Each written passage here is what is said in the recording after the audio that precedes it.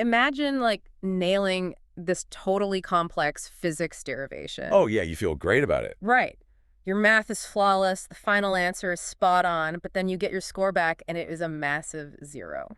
Which happens way more than you'd think, honestly. Yeah, so today's deep dive is really for you high school students out there just, staring down the barrel of board exams, and your parents, too. We are digging into a total goldmine of notes today. Exactly. From a veteran CBSE examiner, Professor Dr. S. Balaji, we're looking at why brilliant students just, well, bleed marks on these physics exams. Because it's not just about knowing the physics, is it? It's actually about knowing how the examiner evaluates your answers. Right, the legal framework they are forced to use. Think of it like a cooking show. Oh, I love this analogy. Yeah, so if you just present a perfectly baked chocolate cake to the judges, but you refuse to show them the recipe. They legally can't score you. Exactly.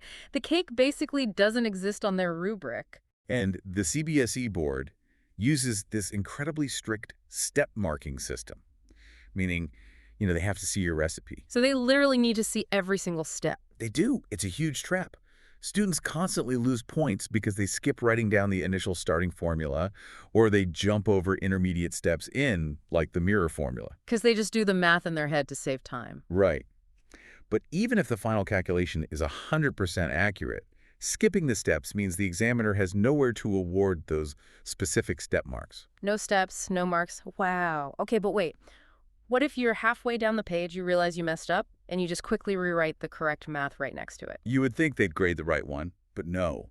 Hmm. This is actually a really shocking rule. Wait, really? Yeah, if you do not draw a very clear, deliberate line through that first attempt, the examiner is legally instructed to grade your first attempt. Oh my gosh, are you serious? Completely. They have to ignore your correction entirely. They just do not have the freedom to pick your best answer. That is brutal. I mean, if the rubric is that rigid, then one tiny slip at the top of the page must just cause a total collapse. It's a massive domino effect, especially under pressure. Students will frequently flip reciprocal formulas. Like what? Give me a real example. So for parallel resistors, instead of writing 1 over R equals 1 over R1 plus 1 over R2, panic sets in. And they write R equals the rest of it. Exactly.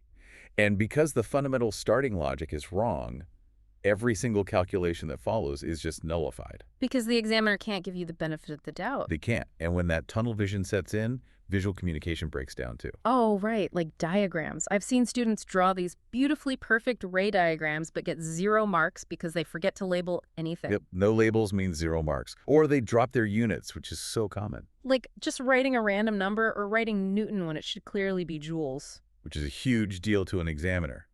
In pure math, a 10 is just a 10. But in physics, a 10 without a unit is completely meaningless. Right, it's the difference between 10 millimeters and 10 miles. Exactly. Physics is about measuring physical reality.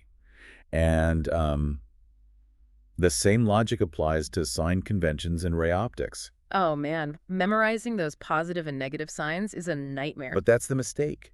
Students try to mechanically memorize them, and under stress, they guess wrong. So what's the trick?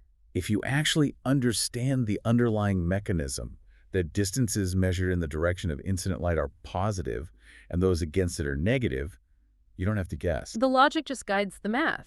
But honestly, how are you supposed to pace yourself? Catching missing labels, double-checking reciprocals, writing out every step that burns through the clock fast? It does, which is why your answer length has to match the specific value of the question.